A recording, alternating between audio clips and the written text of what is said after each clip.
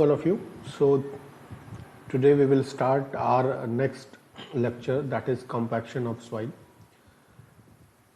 We have discussed up to unit 5 and this is part of unit 6. Compaction की ज़रूरत क्या है? Compaction आया है एक वर्ड से जिसका नाम है compact. To compact means it is the process by which you compact anything. Why you compact? आप compact क्यों करते हैं? कॉम्पैक्ट करने का मतलब है किसी भी चीज को ठोस बनाना, उसकी डेंसिटी को इंक्रीज करना. तो this is how compaction came into existence. Now you C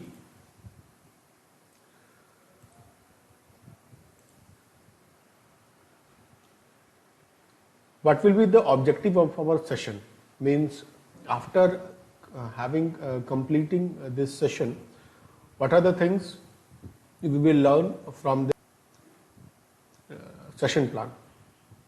So in this session plan we will learn how to define compaction and why it is necessary to compact the soil. The second point is we will also analyze the different factors which affects compaction. अलग अलग factors कौन कौन से हैं जो compaction को effect करते हैं. और लास्ट में हम लोग ये भी दिखेंगे कि कैसे ड्राई डेंसिटी और वाटर कंटेंट का वेरिएशन हो रहा है in the form of linear graph, कि अलग अलग वाटर कंटेंट के करस्पॉन्डिंग कैसे ड्राई डेंसिटी जो है वो चेंज हो रही है. और जो इम्पोर्टेंट पैरामीटर्स हैं कॉम्पैक्शन में, इसमें पहला पैरामीटर है आपका मैक्सिमम ड्राई डेंसिटी, दूसरा उसके करस्पॉन्डिंग जो वाटर कंटेंट है जिसको कहते हैं OMC, optimum moisture content. We will also see in this discussion. So we'll start our discussion. What is compaction? Ab now you see we have seen कि जब भी कोई काम स्टार्ट होता है उससे पहले क्या किया जाता है. आपने देखा होगा कि सॉइल को ठोस बनाया जाता है, रोलिंग किया जाता है, रैमिंग किया जाता है, अलग अलग प्रोसेस है. तो रोलिंग रैमिंग करने की क्या ज़रूरत है? तो रोलिंग रैमिंग करने की क्या ज़रूरत है? तो we will see from this diagram that see it is a loose soil. इस सॉइल ये लूज है, इसमें बहुत सारे वाइड्स हैं. इस वाइड्स को की वजह से क्या होता है, इसकी जो इंजीनियरिंग प्रॉपर्टीज़ है, मतलब इसकी जो अच्छी विशेषता होनी चाहिए, गुण होनी चाहिए, वो कम हो जाती है. तो क्या करते हैं हम लोग, बाहर से एक्सटर्नल फोर्स इसमें अप्लाई करते हैं ताकि जो इसके वॉइड्स है, एयर जो उसके अंदर है, एयर वॉइड्स से वो निकल जाए. जब एयर वॉइड्स निकल जाएंगे तो जाहिर सी बात है इसकी वॉल्यूम जो है कम हो जाएगी और तब ये कॉम्पैक्टेड सॉइल, देखिए आप सेम सॉइल था, यहाँ पे इसकी वॉल्यूम कम हो गई. इसकी वॉल्यूम कम होने से, एयर वॉइड की वॉल्यूम निकलने से दो चीज़ आपको यहाँ पे दिख रहा है डायरेक्ट. पहला जो है इसकी वॉल्यूम कम होने से इसकी डेंसिटी बढ़ जाएगी, mass by volume is equal to density. पहला चीज़ आपको यहाँ दिख रहा है. दूसरा आपको दिख रहा है जो पोर्स होना, जो छिद्र थे वो कम हो गए. इसका मतलब जब पोर्स कम हो गया तो अब यू कैन एनालाइज, आपने परमेबिलिटी पढ़ रखी है कि अब जो परमेबिलिटी होगी इसके केस में ज़्यादा होगी क्योंकि इसमें पोर्स ज़्यादा थे, आराम से एक इस पार्ट से उस पार्ट में क्रॉस हो जाएगा. लेकिन कॉम्पैक्टेड सॉइल में इस पार्ट से उस पार्ट में नहीं जा पाता है. तो दो चीज़ तो हमने यहाँ से देख लिया. और क्या क्या एडवांटेजेस हैं वो हम लोग subsequent देखेंगे. From this picture we concluded two important advantage of compaction. Now before understanding the advantage or necessity of compaction, हम लोग define करते हैं compaction. Coming on the next slide, we will define compaction. Now you see what is compaction.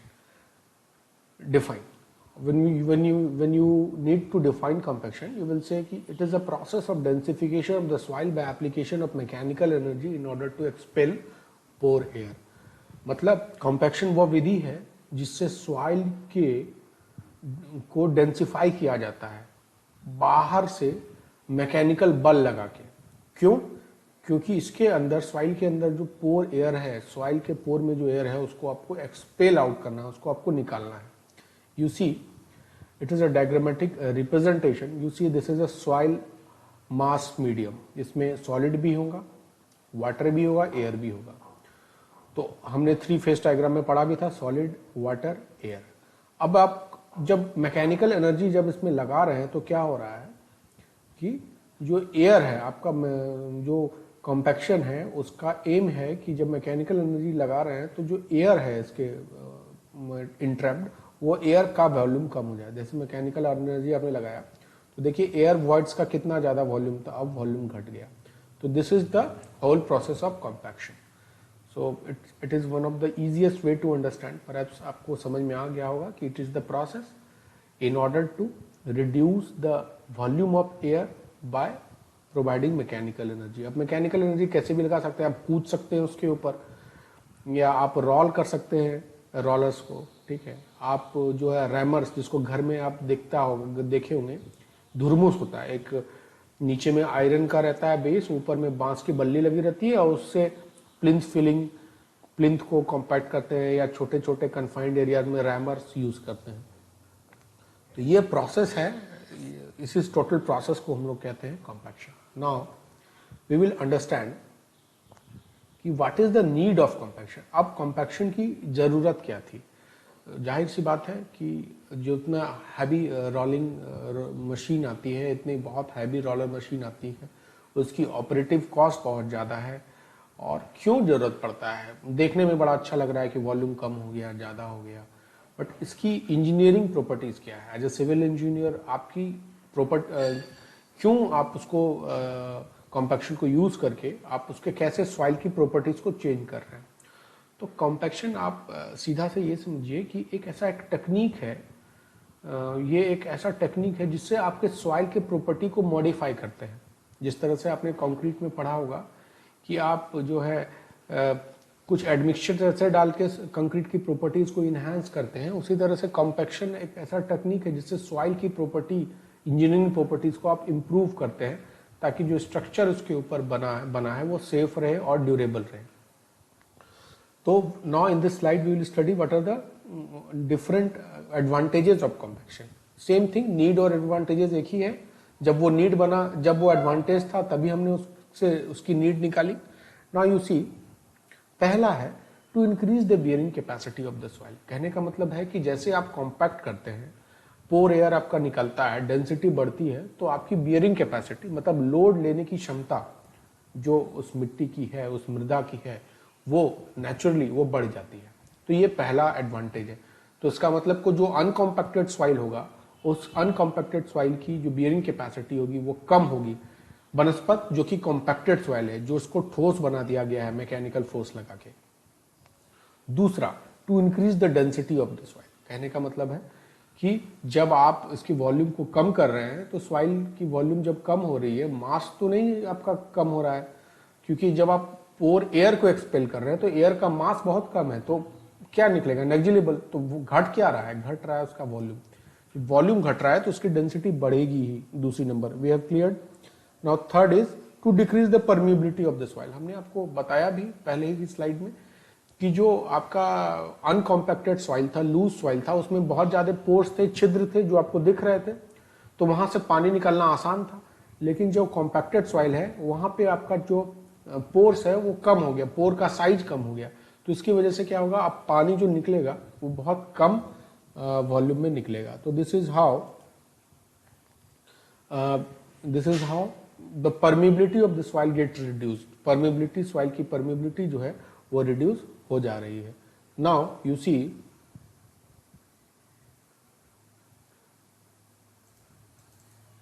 C, to decrease the permeability soil, और at the last you will see कि to increase the stability of the soil। मतलब soil की stability, मतलब कहने का मतलब है कि सॉइल जिस स्ट्रक्चर शेप में है, उस स्ट्रक्चर, उस शेप में कोई बदलाव नहीं आए। मान लीजिए आपने एक ट्रेपीजॉइडल एम्बैकमेंट बनाया था। अब उस ट्रेपीजॉइडल एम्बैकमेंट बनाने के कारण आपने क्या किया कि शेप ट्रेपीजॉइड था। बनाने के बाद कुछ दिन के बाद क्या हुआ, उसके जो स्लोप है वो गिरने लगे। स्लोप गिरने की वजह से क्या होगा, स्ट्रक्चर फेल हो जाएगा, या स्लोप साइड में स्लाइड कर गया, या उसका फाउंडेशन स्लाइड कर गया, शेयर में फेल हो गया, तो उसकी स्टेबिलिटी क्या हो गई, पूरा खराब हो गई। तो इम्बैकमेंट के ऊपर कोई भी स्ट्रक्चर, मान लीजिए रोड है, इस या उस इम्बैकमेंट के ऊपर आपकी रेलवे की लाइन जा रही है, वो सारा क्या फेल हो जाएगा। तो हो सकता है कि फर्टिलिटीज हो जाए, डेथ हो जाए। तो सॉइल की अगर स्टेबिलिटी, मतलब कि डायमेंशनल स्टेबिलिटी की बात कर रहे हैं कि अगर स्टेबिलिटी खराब हो जाए, वो स्लाइड ना करे, अपने जगह में रहे, उसको आपको इंश्योर करना है कि आपको जो सॉइल जिस स्ट्रक्चर में पहले था, जिस दशा में पहले था, वो अपने नेचुरल स्टेट को ना खोए। उसके लिए आपको चाहिए कि जो सॉइल जो आप यूज कर रहे हैं किसी स्ट्रक्चर में, इम्बैकमेंट में, उसको प्रॉपर कॉम्पैक्ट करें। तो these are the 4 advantages you should always keep in mind: increase bearing capacity, increase density of soil, decreasing permeability of soil, increasing stability of soil. These are the 4 important advantages. I'm not saying कि these are only 4 advantages. We have a lot of direct and indirect effect of compaction on the properties of soil. Compact जब करते हैं soil की, तो बहुत सारे direct और indirect effect होता है अलग अलग soil की properties पे। बट ये जो हमने डिस्कस किया, these are the major these are the major points जो कि सॉइल की प्रॉपर्टीज को चेंज करता है, और इसीलिए हम लोग कॉम्पैक्ट भी करते हैं। नाउ वी विल सी कि what are the factors effective compaction. कहने का मतलब कि कौन कौन से ऐसे फैक्टर्स हैं जो कि इफेक्ट करते हैं कॉम्पैक्शन को। तो ये फैक्टर्स इफेक्टिव कॉम्पैक्शन को डिफाइन करने से पहले आई वांट टू से यू दैट कि जो कॉम्पैक्शन है, उसको ये नहीं समझिए कि आपको नॉर्मली कहीं पे जब जरूरत पड़े तो कॉम्पैक्ट करना होगा सॉइल। कॉम्पैक्शन ऐसा चीज है, it is pre requisite English word है, इसका कहने का मतलब है ये जरूरी है हर जगह यूज करना, पहले से ही जरूरी है, मतलब ये बाय डिफॉल्ट है। तो मतलब कहीं भी आप कंस्ट्रक्शन एक्टिविटीज करते हैं, रोड बनाते हैं, ब्रिजेस बनाते हैं या घर बनाते हैं, तो आप क्या करते हैं कि कॉम्पैक्ट करते ही हैं सॉइल को। क्यों करते हैं? क्योंकि एक कॉम्पैक्ट करने से, जैसे रामबाण होता है वैसे ये कॉम्पैक्शन रामबाण है। कॉम्पैक्ट करने से सॉइल की बहुत सारी प्रॉपर्टीज जो होती है मॉडिफाई हो जाती है, चेंज हो जाती है, मतलब पॉजिटिव चेंज होता है, ऐसा नहीं कि नेगेटिव चेंज होता है।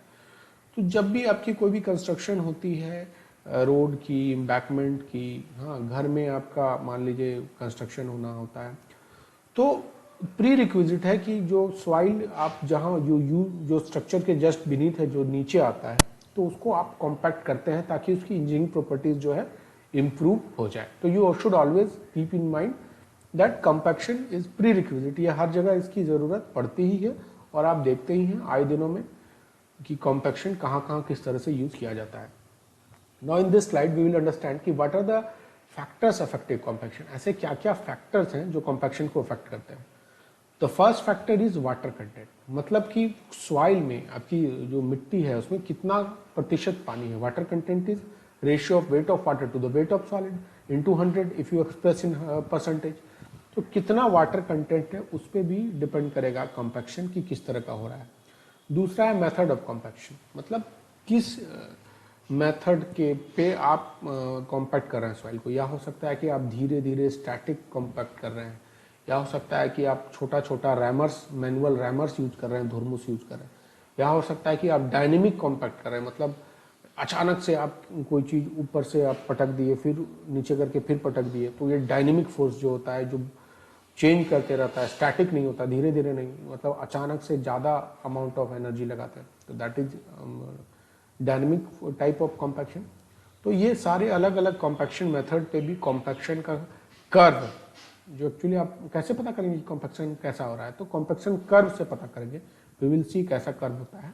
तो आप ये जान लीजिए अभी तक कि अलग अलग उससे मेथड ऑफ कॉम्पैक्शन से भी कॉम्पैक्शन जो है इफेक्ट होता है, वो भी इंपॉर्टेंट फैक्टर है। Now the third one is type of soil, मतलब कि ये इस पर भी डिपेंड कर रहा है कि आपकी जो सॉइल की जो टाइप है, सॉइल की कैरेक्टरिस्टिक क्या है, मतलब किस तरह का सॉइल है। कहने का मतलब अगर आपका सॉइल जो है ग्रैनुलर है तो उसकी कॉम्पैक्शन कर्व अलग आएगी। अगर आपका सॉइल क्लेई है तो उसकी अलग आएगी। तो आपका सॉइल सैंडी है तो थोड़ा सा, मतलब कहने का मतलब है वेल ग्रेडेड है, पुअरली ग्रेडेड है, कैसा मिक्स है, उस पर भी डिपेंड करता है। ऐसा नहीं है कि सेम कॉम्पैक्टिव एनर्जी लगा के, मतलब सेम कॉम्पैक्टिव एनर्जी आपने अलग अलग सॉइल में लगाया तो उससे सबका कॉम्पैक्शन समान होगा। वो डिपेंड करता है कि सॉइल किस तरह का आपका सॉइल में प्रीडोमिनेंट वो किस तरह का है, उसका कैरेक्टरिस्टिक्स।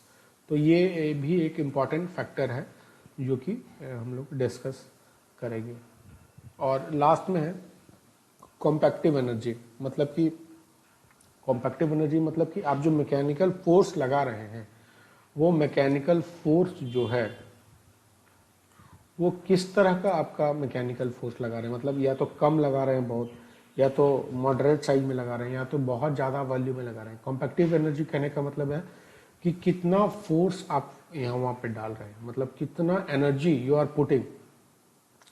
तो जितना ज़्यादा एनर्जी आप पुट करेंगे, मान लीजिए बहुत हैवी रोलर्स आपने यूज़ किया तो उसकी कॉम्पैक्टिव एनर्जी ज़्यादा होगी। तो जितना ज़्यादा कॉम्पैक्टिव एनर्जी आप लगाएंगे उसकी कॉम्पैक्शन उतनी इम्प्रूव होगी, उतनी ही ज़्यादा होगी। जितना कम कॉम्पैक्टिव एनर्जी लगाएंगे उसकी कॉम्पैक्शन उतनी ही वीक होगी और कॉम्पैक्शन उतना प्रॉपर नहीं होगा। तो we will see this now. The first factor was water content, मतलब पानी का जो कंटेंट है। तो आप यू शुड लर्न दिस, आप समझिए एक्चुअली क्या होता है। एक कर्व ड्रॉ होता है, ड्राई डेंसिटी हमने निकाल लिया था आपसे कोर कटर मेथड से आप लोग ड्राई डेंसिटी निकाल सकते हैं। गामा डी इक्वल टू होता है गामा टी अपॉन 1+W। तो आप इस कर्व से इसको देख सकते हैं कि ड्राई डेंसिटी और वाटर कंटेंट, मतलब अलग अलग वाटर कंटेंट के पे अलग अलग ड्राई डेंसिटी का कर्व आता है, पॉइंट आता है, और उस सबको मिलाते हैं तो एक कर्व ड्रॉ होता है। देखिए ये जो कर्व है, ये कर्व जो है, इस कर्व को कहते हैं हम लोग कॉम्पैक्शन कर्व। इस कर्व को हम लोग कहते हैं moving my cursor compaction curve. देख लिया, तो यही कॉम्पैक्शन कर्व है, यही बताता है। तो इस कॉम्पैक्शन कर्व को हम पहले इसके इंपॉर्टेंट पैरामीटर्स बता दिए। ये वाटर कंटेंट है, ये डेंसिटी है। आप देखिए कि जैसे जैसे आपका वाटर कंटेंट बढ़ रहा है मैक्सिमम डेंसिटी भी बढ़ रही है। यहाँ पे इतना था, फिर यहाँ पे इतना आया, फिर OMC पे सबसे मैक्सिमम था, और उसके बाद जैसे ही वाटर कंटेंट आपने बढ़ाया जो है MDD की वैल्यू देखिए कम होते जा रही है। इसका मतलब किसी एक पॉइंट पर, एक पीक पॉइंट पर ऐसा वाटर कंटेंट जिसके about maximum dry density achieve हो, उसको कहते हैं maximum dry density, MDD, maximum dry density. ठीक है, और उस मैक्सिमम ड्राई डेंसिटी के करस्पॉन्डिंग जो वाटर कंटेंट आया, जो पानी का कंटेंट आया, उसको कहते हैं ऑप्टिमम मॉइस्चर कंटेंट। उसको क्या कहते हैं हम लोग? Optimum moisture content, OMC। ठीक है, समझ में आ गया। अब एक लाइन है, कर्व है, जिसको बोलते हैं zero air void line, zero air void line, ZAVD line कहते हैं। अब क्या चीज है जीरो एयर वॉइड लाइन, हम आपको बताते हैं। यह एक इमेजिनरी टाइप का लाइन है, ये इमेजिनरी लाइन है। मतलब कहने का मतलब है, आप ऐसे भी समझिए कि जब आप सॉइल में एक मैकेनिकल एनर्जी लगा रहे हैं तो पोर एयर निकल रहा है, लेकिन क्या कभी ऐसा होगा कि आप पूरा मैकेनिकल एनर्जी लगाएं और जो है हवा जो है पूरी तरह से निकल जाए, मतलब जीरो एयर वॉइड हो जाए, मतलब एक भी एयर नहीं रहे? क्या ऐसा पॉसिबल है? तो फिजिकली ऐसा पॉसिबल नहीं है, क्योंकि आप मान लीजिए बहुत बड़ा कॉम्पैक्टिव एनर्जी लगाएं तो हो सकता है सारा एयर तो निकल जाए, लेकिन जैसे ही रोलर को या उस कॉम्पैक्टिव इक्विपमेंट को हटाएंगे तैसे ही एटमॉस्फेयर से एयर कुछ ना कुछ उसके वॉइड में आ जाएगा। तो यू कैन नेवर इंश्योर कि वो जीरो एयर वॉइड होगा, मतलब जीरो मतलब उसके वॉइड का में कोई एयर नहीं होगा। तो इसीलिए ये जो है इमेजिनरी हो जाता है। तो अगर हम 100% एयर को रिमूव कर पाते तो जो कर्व का लाइन होता है वो इस तरह का होता है, देखिए ये वाला। तो ये एक्चुअली पॉसिबल नहीं है, इसीलिए ये इमेजिनरी लाइन है, इसीलिए बोलते हैं जीरो एयर वॉइड लाइन और 100% सैचुरेशन लाइन। समझ में आ गया? ये जीरो एयर वॉइड लाइन का कंसेप्ट है। तो अब आप देखिए कि वाटर कंटेंट कैसे कंपैक्शन कर्व को इफेक्ट कर रहा है। तो आप कर्व से देख सकते हैं कि वाटर कंटेंट जैसे जैसे बढ़ता है ड्राई डेंसिटी बढ़ती है, और एक पॉइंट पर मैक्सिमम ड्राई डेंसिटी अचीव हो जाता है, उसके बाद आपका जो है ड्राई डेंसिटी वो घटने लगता है। तो you have to keep in mind कि वाटर कंटेंट से बढ़ते बढ़ते एक पॉइंट पे पीक अचीव होता है, उसके बाद वो कम हो जाता है। We have understood this water concept. अब now compactive effort. Compactive effort कहने का मतलब ये है कि आप कितना कॉम्पैक्शन एनर्जी लगाते हैं। कॉम्पैक्टिव एफर्ट मतलब आप मान लीजिए 2 टन का रोलर लगा रहे हैं या तो उसके जगह पे 4 टन का रोलर लगा रहे हैं, तो जितना 2 टन का रोलर का जो कॉम्पैक्टिव एनर्जी होगा वो 2 टन के इक्विवेलेंट होगा। 4 टन का रोलर का जो इक्विवेलेंट कॉम्पैक्टिव एनर्जी होगा वो 4 टन के बराबर होगा। तो कॉम्पैक्टिव एफर्ट कहने का मतलब है, उन्होंने कहते हैं वो कि with the increase in compactive effort dry density increases and water content decreases. मतलब कॉम्पैक्टिव एफर्ट से बढ़ाने से ड्राई डेंसिटी बढ़ जाती है और वाटर कंटेंट घट जाती है। ये कैसे होता है भाई? चलिए अब हम लोग देखते हैं। मान लीजिए 2 कर्व है, हमें 2 टेस्ट भी करना है एक्चुअली कॉम्पैक्शन में। हम उसी का एग्जांपल ले लेते हैं। एक मान लीजिए स्टैंडर्ड प्रॉक्टर टेस्ट, ये नीचे वाला कर्व जो है ड्राई डेंसिटी और वाटर कंटेंट के बीच, को स्टैंडर्ड प्रॉक्टर टेस्ट है ये वाला। और जो ये ऊपर वाला कर्व है ये है मॉडिफाइड प्रॉक्टर टेस्ट। तो जो स्टैंडर्ड प्रॉक्टर टेस्ट है उसके कंपैरिजन में मॉडिफाइड प्रॉक्टर टेस्ट में ज्यादा हम लोग एनर्जी लगाते हैं, क्योंकि उसकी हाइट ऑफ फॉल भी ज्यादा होती है और उसमें हैमर हमें वी विल डिस्कस कि अलग अलग कैसे टेस्ट होते हैं। उसमें हैमर का भी साइज वेट जो होता है वो अलग होता है। तो आप देखिए कि जो स्टैंडर्ड प्रॉक्टर टेस्ट था उसके करस्पॉन्डिंग वाटर कंटेंट ये था और उसके करस्पॉन्डिंग ड्राई डेंसिटी ये थी। तो जैसे ही हमने मैकेनिकल एनर्जी बढ़ा दी, मतलब हायर कॉम्पैक्टिव एफर्ट लगाया, उसमें देखिए हमारा वाटर कंटेंट क्या आया, ये आया, ये वाटर कंटेंट मतलब ओएमसी ये आया और मैक्सिमम ड्राई डेंसिटी बढ़ गया। इसका मतलब आप देखिए कि जैसे हम कॉम्पैक्टिव एनर्जी बढ़ा रहे हैं ऑप्टिमम मॉइस्चर कंटेंट क्या हो रहा है इसके कंपैरिजन में कम हो जा रहा है और ड्राई डेंसिटी क्या हो रहा है इसके कंपैरिजन में बढ़ जा रहा है। इसका मतलब कि कॉम्पैक्टिव एनर्जी जैसे ही आप बढ़ाते हैं, फिर से ध्यान देखिए, कॉम्पैक्टिव एनर्जी जैसे ही आपने बढ़ाया, इस कर्व को देखिए और इस कर्व को देखिए, कॉम्पैक्टिव एनर्जी जैसे आपने बढ़ाया इसका ओएमसी क्या हो गया, पहले वाले कर्व से कम हो गया। देखिए इसका यहां था, इसका यहां हो गया, लेकिन पहले वाले कर्व का मैक्सिमम ड्राई डेंसिटी कम था, अब कल के कर्व का मैक्सिमम ड्राई डेंसिटी ज्यादा हो गया। इसका मतलब जैसे ही आपने कॉम्पैक्टिव एनर्जी बढ़ाया आपका ऑप्टिमम मॉइस्चर कंटेंट का वैल्यू कम हो गया और ड्राई डेंसिटी का वैल्यू बढ़ गया। मतलब कि जो कर्व है, ध्यान दीजिएगा क्या बोल रहे हैं, उसको नोट डाउन भी कर सकते हैं आप लोग।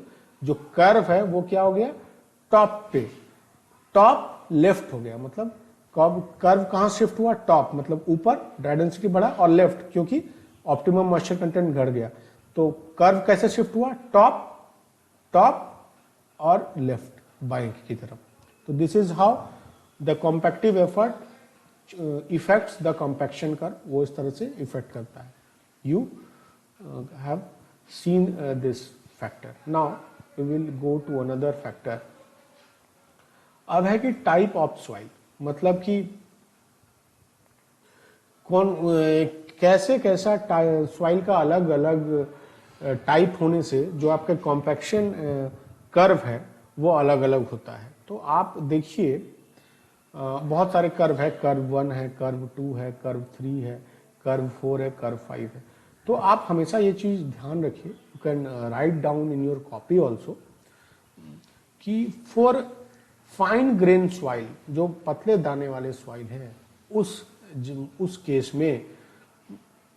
केस में ऑप्टिमम मॉइस्चर कंटेंट की वैल्यू बहुत ज्यादा होती है। देखिए ये फाइन ग्रेन सॉइल है, ये हैवी क्ले है, ये देखिए ये फाइन यूनिफॉर्म सैंड है।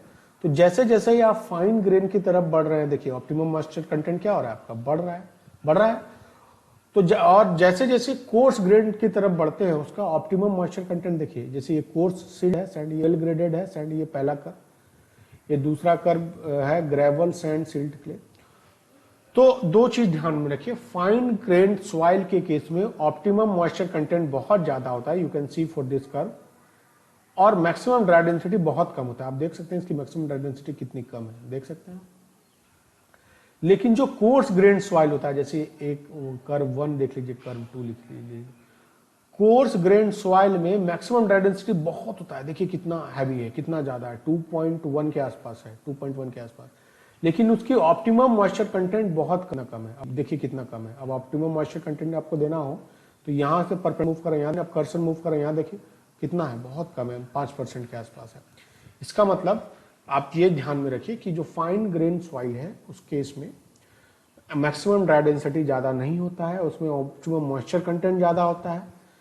लेकिन कोर्स ग्रेन सॉइल के केस में जस्ट रिवर्स होता है, उसकी ऑप्टिमम मॉइस्चर कंटेंट बहुत कम होती है और मैक्सिमम ड्राई डेंसिटी बहुत ज़्यादा होती है।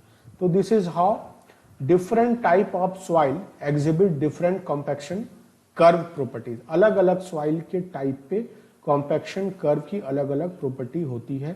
You can see from this slide, आप इस स्लाइड से देख सकते हैं। Okay, I think you understood this fact. Now,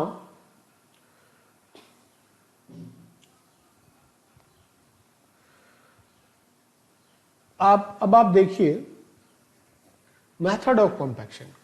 method of compaction में भी कॉम्पैक्शन का कर्व जो है वो डिपेंड करता है, मतलब कि आपके कौन से मेथड हैं, किस मेथड से आपने सॉइल को कॉम्पैक्ट किया, और जिस मेथड से आपने सॉइल को कॉम्पैक्ट किया उस मेथड को से आप कॉम्पैक्शन कर्व ड्रॉ करेंगे।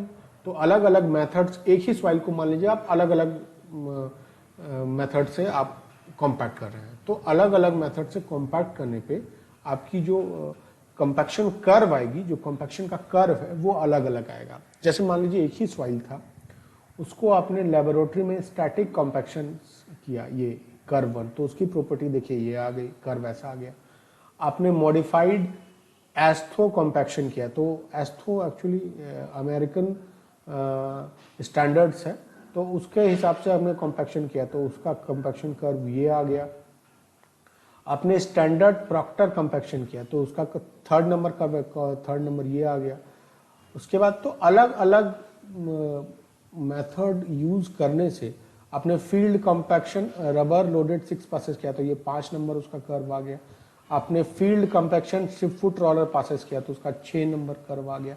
इसका मतलब, कहने का मतलब है कि आप अलग अलग मेथड से जब कॉम्पैक्शन करते हैं, मतलब अलग अलग करने का मतलब है कहीं पे आपने ज़्यादा प्रेशर जनरेट किया, कहीं पे कम प्रेशर जनरेट किया, कहीं पे आपने हैवी रोलर यूज किया, कहीं पे आपने लाइट रोलर यूज किया। अलग अलग मेथड ऑफ कॉम्पैक्शन, अलग अलग मेथड कॉम्पैक्शन के यूज करने से आपका क्या होता है, कॉम्पैक्शन कर्व भी अलग अलग होता है। तो वी हैव सीन दिस। तो अब वो जरूरी, एक ही सॉइल का अलग अलग केस बनेगा, तो जरूरी नहीं है कि हम अलग सारे मेथड से कॉम्पैक्ट करें। तो किसी एक मेथड जो हमारे पास इकोनॉमिकल हो और सुटेबल हो, उस मेथड पे हम जाते हैं। आप देख सकते हैं आप, हाँ, लेकिन ये आप जरूर कर सकते हैं कि किस मेथड से हमारा जो है ज़्यादा हमें इकोनॉमिकल होगा सॉइल को कॉम्पैक्ट करना। तो बेसिकली आप ये समझिए कि जो फील्ड में कॉम्पैक्ट करते हैं वो नॉर्मली आप हैमर से नहीं कर सकते। जो लैब में जो स्टैंडर्ड प्रॉक्टर और मॉडिफाइड प्रॉक्टर यूज करते हैं वो लैब में हैमरिंग से होता है। वो हैमर होता है 310 mm उसका हाइट ऑफ फॉल होता है, 2.6 kg उसका वेट होता है। तो छोटे हैमर से आप तो फील्ड में कर नहीं सकते, तो आपको जो फील्ड में यूज करना पड़ेगा वो बेसिकली बात है रोलर यूज करना पड़ेगा। तो ये एक रिप्रेजेंटेशन था कि आप ये जाने कि अलग अलग इफेक्ट क्या पड़ता है। लेकिन आप बेसिकली फिजिकल जब नेचर पे आते हैं, जब आप रूबरू ग्राउंड पे उतरते हैं, तो फिर आप जो लेबोरेटरी मेथड्स ऑफ कॉम्पैक्शन है, you can not apply to the field method.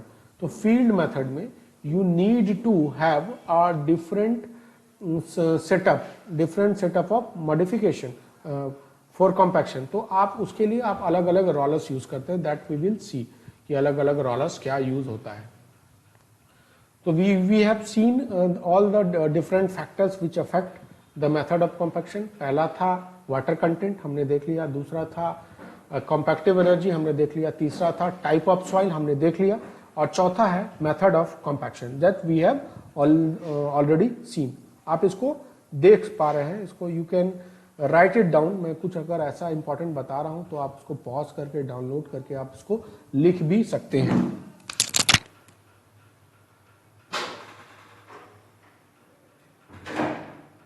Now we will move to our next discussion. हम लोग नेक्स्ट डिस्कशन की तरफ जाएंगे कि what are the laboratory test to determine the compaction. हम लोग laboratory test अलग अलग जो हमने कर्व मिलता है, ये जो कर्व हमें मिला है, तो ये अलग अलग कैसे लेबोरेटरी टेस्ट में करते हैं। तो we have two standard test, दो तरह के स्टैंडर्ड टेस्ट होते हैं। पहला टेस्ट का नाम है स्टैंडर्ड प्रॉक्टर टेस्ट। पहला टेस्ट है स्टैंडर्ड प्रॉक्टर टेस्ट, ये IS 2720 पार्ट 7 1970 है, इसमें मतलब इसका क्लॉज यहाँ पे है। और दूसरा है मॉडिफाइड प्रॉक्टर टेस्ट, ये IS 2720 पार्ट 8 का है। तो ये अलग अलग जो कर्व टेस्ट होता है, जिसको हम लोग IS लाइट और IS हैवी टेस्ट बोलते हैं, उसका अलग अलग प्रोसेस है कि कैसे कैसे करते हैं। बेसिकली एक हैमर होता है जिसको एक ऊंचाई से, उसका फिक्स्ड हाइट होता है, वहां से आप छोड़ते हैं। तो दोनों में अलग अलग हैमर का जो वेट होता है, इसमें 2.6 kg होता है स्टैंडर्ड प्रॉक्टर में, मॉडिफाइड प्रॉक्टर में 4.9 kg होता है। इसमें जो हाइट ऑफ फॉल होता है हैमर का, वो 310 mm होता है स्टैंडर्ड प्रॉक्टर में, और मॉडिफाइड प्रॉक्टर में जो हाइट ऑफ फॉल होता है वो 450 mm होता है। तो we will see in next video और in the next online class कि कल कैसे कैसे अलग टेस्ट को किया जाता है। तो we will see, we will have a different discussion, हम लोग अलग डिस्कशन में दोनों कॉम्पैक्शन टेस्ट को हम लोग देखेंगे। आप देख पा रहे हैं कि जो स्टैंडर्ड प्रॉक्टर टेस्ट है, मॉडिफाइड प्रॉक्टर टेस्ट है, उसका जो कॉम्पैक्शन कर्व बनता है, यू सी उसकी ये कैरेक्टरिस्टिक होती है। आपने ऐसे भी जाना, आपको बताया भी था कि मॉडिफाइड प्रॉक्टर टेस्ट में कॉम्पैक्टिव एनर्जी ज्यादा लगती है, तो कर्व जो है स्टैंडर्ड प्रॉक्टर टेस्ट से ऊपर जाएगा, टॉप जाएगा, मतलब इसकी ड्राई डेंसिटी ज्यादा होगी और मॉइस्चर, ऑप्टिमम मॉइस्चर कंटेंट इसकी कम होगी। आप देख सकते हैं optimum moisture content standard Proctor test के कंपेरिजन में कम है। तो you have seen this earlier also. अब at the last we will discuss the what are the different method of field compaction. मतलब ये तो अपना मैंने लेबोरेटरी मेथड्स बताए थे कि अलग अलग कैसे हम लोग कॉम्पैक्ट करते हैं। अब हमारे फील्ड में, हमारा फील्ड एक्चुअली फील्ड में आप कैसे कैसे हम लोग कॉम्पैक्ट करते हैं। तो फील्ड में कॉम्पैक्शन करने के 3 तरीके होते हैं। एक बाय रोलिंग, रोल करें आप, दूसरा बाय वाइब्रेशन, मतलब वाइब्रेट करें सॉइल को, और तीसरा बाय रैमिंग, रैमिंग मतलब जो धुरमुस से आप रैम करते हैं।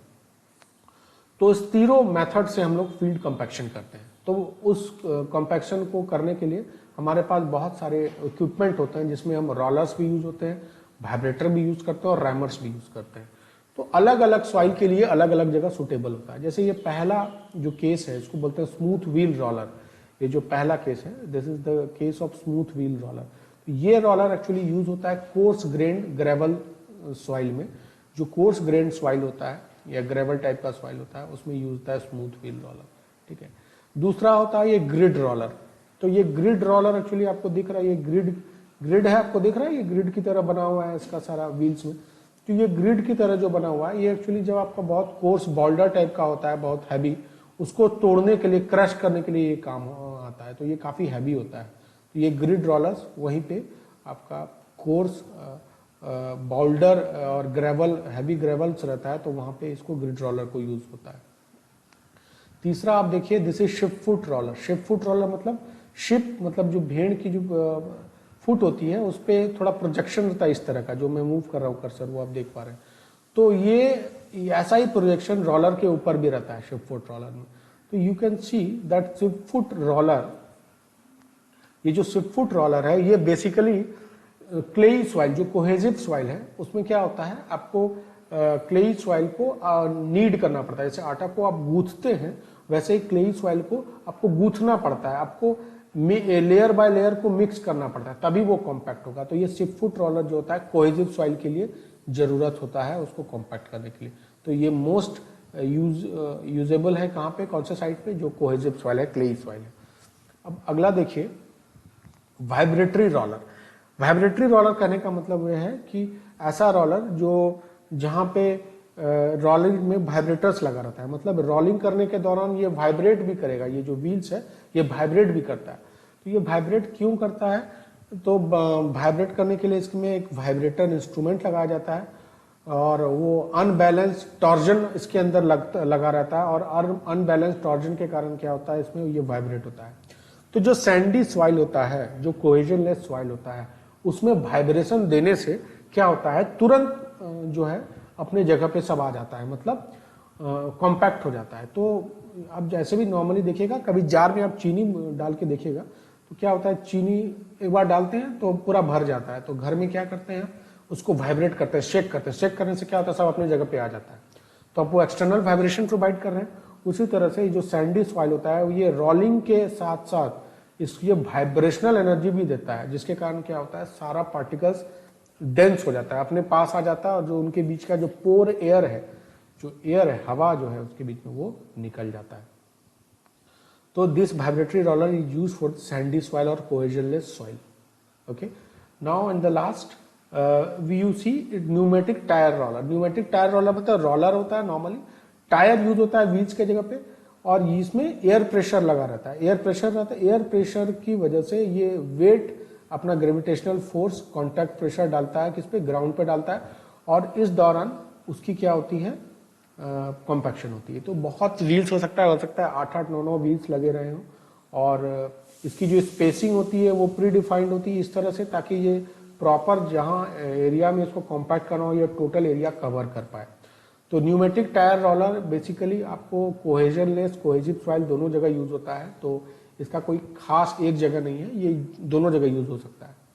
तो this is case of pneumatic tyre roller. अब लास्ट में रैमर्स। अब ये रैमर जो है, ये तो आपका एक्चुअली काफी डिजिटल इक्विपमेंट है, जिसमें आप क्या करते हैं, नीचे में प्लेट्स लगा रहता है, ये हैंडल रहता है, यहाँ पे हैंडल रहता है, और ये क्या करता है, आप इसको ये ऑन कर देंगे तो ये ऊपर नीचे करते रहेगा। एक लिफ्ट ऊपर उठेगा, नीचे आएगा, ऊपर उठेगा, नीचे आएगा, और जो आपको जहाँ पे रैम करना है, मैनुअली हाथ से उठा के इसको कर सकते हैं।